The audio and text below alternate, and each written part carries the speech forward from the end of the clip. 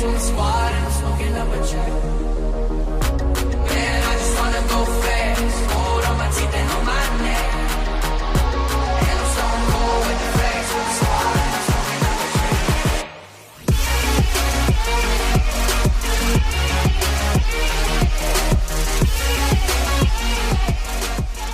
What's up guys, it's BT here, and today we're going to be taking a look at the new mini Skoll from G-Wolves. Now this thing kind of challenges what we've come to think about what an ergonomic mouse is. Usually in the past, it's been a large, heavyweight mouse that really fills out all of your hand, and people with small hands were kind of shit out of luck, to be honest with you. But G-Wolves has gone the other direction. They've gone smaller in size, and they've also gone lighter in weight. It's an interesting concept, but the question that comes to mind is this necessary? Now, I've been using a sample of this mouse, a pre-production unit, before the final version comes out to give them some feedback and what I think they can improve on. So there will be a follow-up video to this video, so make sure you are subscribed for that. Taking a look at the aesthetics, it's black on top and red on the sides and the bottom. It's got that whole Kylo Ren vibe going on, and I'm kind of here for it. I kind of like it. So seeing as this is a pre-production model, things are going to go wrong. And when I first got this mouse out of the box, the first thing I noticed was there's something rattling inside of this mouse. Now, it's not a deal breaker. It doesn't affect your gameplay in any way, but I did notice that, and you know what? I already know people are going to be complaining about that. But that's something I feel like can be easily fixed in the final version of this mouse. The measurements of this mouse are 115 by 39 by 62 millimeters. In the middle, it's roughly about 58 millimeters from my measurements. It's just slightly longer than the Ultralight 2 and the MM710 by 1 millimeter. And just for reference, it's about 3 millimeters shorter than the Model O-. And like I said earlier, the weight of this thing is 44 grams, one of the lightest mice that we've seen since that carbon fiber 23 gram German mouse came out this summer. So on my copy, they did a really good job on these side panels. There's no flex in my unit on the sides. On the bottom though, there is a ton of flex. Like, see, if I kind of press down on the bottom starts to activate the DPI and the pulling rate buttons. But they've taken a lot of plastic off the bottom and they've kind of left it a little bit thinner than on the sides. So kind of genius in a way, because a lot of people aren't going to be pressing down on the bottom, and it doesn't get affected when you have it on your mouse pad because the PCB is actually held and it's suspended. So that was one of my fears, was that when you press down on this soft flexing panel on the bottom, that the sensor would get moved, but that is not the case. And not only that, the mouse feet actually take a brunt of the force. It's actually raised a little bit from that bottom side panel to keep it from flexing. So they did kind of think about the design and how to lighten this without affecting the performance of the mouse. I know a lot of people might complain about the bottom flex, but it hasn't affected me in the 2 weeks that I've used this mouse. Moving on to the buttons, the mouse 1 and 2 feel great. Here's a sound test. I actually said on stream that this is actually up there with the Ultralight 2 for me. It feels really, really clicky. There's barely any pre-travel on my unit.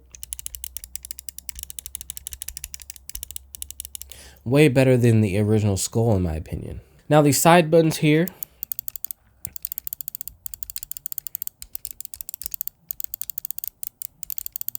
there's some pre-travel here.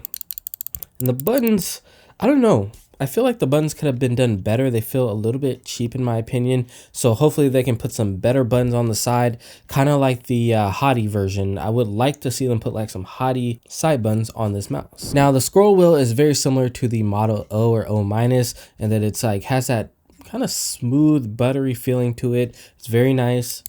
You can press down on the scroll wheel.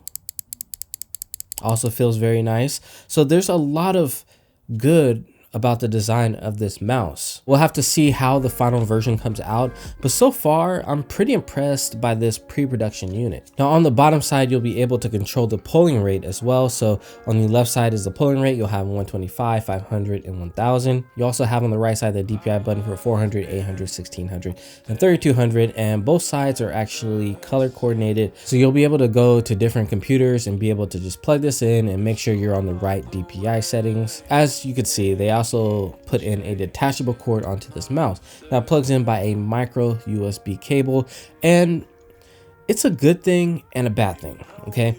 It's a good thing because if your cord fails or if you want to switch it out, you can do that. On the flip side, you can't really use your own paracord with this mouse. So if you want to color coordinate with like a red cable, unless they come out with some proprietary cables for this mouse, you're out of luck. But I could see this becoming kind of a thing. Let's say people wanted to come out with their own cords. Let's say G-Wolves came out with some cool paracords. All you would have to do is just plug it in by the USB. There's no opening your mouse anymore, or the need to do that, or messing around. Maybe you mess up your paracord installation. There's none of that anymore. So that could be an easy way to really just swap out cords and make it even more customizable in the long run. So I think they also put some x-raypad mouse feet on here. I could be wrong, but they are thick with 2 C's and they glide perfectly. Now, over the past year, we've seen a lot of these smaller lightweight mice come out, like the Ultralight 2 and the MM710 or 711. And a lot of people want to instantly jump to them like it's just gonna fix all their problems. I get it, guys. A lot of you guys out there want the lightest mouse. You want it to stay out of your way, and you want to chase that newest thing. You want your performance to come from you. You don't want to be held back by your mouse. So do I think this size and shape is necessary? Yes, I do, but it's not going to be for everyone. Now, in the past, like I said, when we think of these ergonomic mice, we think of huge mice, heavy, that really fill out our hand. And this mouse is kind of the anti-ergo mouse. Let me explain. So unless you have hands that are like 16 centimeters, you have very small hands, then your hand and your palm can fit this mouse. It's gonna fill it out just nicely. But for the rest of us with like medium to larger hands, we're gonna have to make some compromises. Now with this shape, you're gonna want to do an ergonomic grip. You're gonna wanna lay your fingers flat and really be comfortable and really like get a tight grasp on this mouse.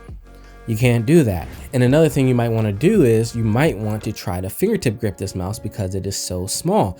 Well, the little sides here, the ergonomic grooves, really get in the way of fingertip gripping. So it's not comfortable. So what happens, you end up in some kind of pseudo claw, relaxed palm grip to really raise your fingers enough so that your whole hand can fit on this mouse. So if you're not naturally somebody that does a relaxed claw or relaxed palm and you have medium to large hands, you want to look somewhere else. And also, if your fingertip grip, there's plenty of other mice like the Ultralight 2 and the MM711 that you want to look into, because those will kind of fit your hand a little bit more, and that ambi shape just fits fingertip grip better in my opinion. Now, I'm not saying you cannot fingertip grip this mouse, you can, but these comfort grooves here from the ergonomic shape really get in the way of you efficiently fingertip gripping this mouse. So I would say the people that this is for is gonna be like a relaxed palm, relaxed claw, and then if you have smaller hands and you're a palm grip user, claw grip user, it's gonna work for you. So is this shape and weight necessary? Yes, it is. It is completely necessary because we need a wide variety of mice on the market. Now, I think if G-Wolves came out with a mini hottie, I think a lot more people would be able to use that mouse. It would open the door for a lot of fingertip grip users to use it. But this kind of locks you into a certain demographic of people and what you can actually use this with. Now, you can use this with like a 131 or a flat palm, but as you see here, my fingers just hang over the top of the mouse, and I don't feel like that's efficient. I mean, it works, but it's not the most efficient. In game, that 3389 sensor, which this has, is amazing, super accurate. There's no spin outs, works on all my surfaces, very little to complain about there. Flick shots are amazing with this mouse. That 45 grams feels exceptional. Pulling off some killer shots with this mouse. I always wanted to go back to fingertip grip because it was so small, but I really had to force myself to do like a relaxed claw, and it worked out pretty well. Overall, my experience with this mouse has been pretty positive. There's very little for me to complain about, only those few issues that I stated earlier. Overall, I think the idea of this mouse is absolutely necessary because it hits a demographic of people that wasn't hit before in that smaller ergo sized user. But is it going to make you a DPS god? No. Alright guys, that is my initial impressions of the mini Skoll. I hope you guys enjoyed it. Stay tuned for the full review and I'll give you guys feedback on whether they fixed a few things, that bottom side flex, the rattling, all that good stuff. So make sure you are subscribed and I will see you in the next one. It has been your boy BT saying peace. Cause all of the waves, they keep chasing after me. Even though we are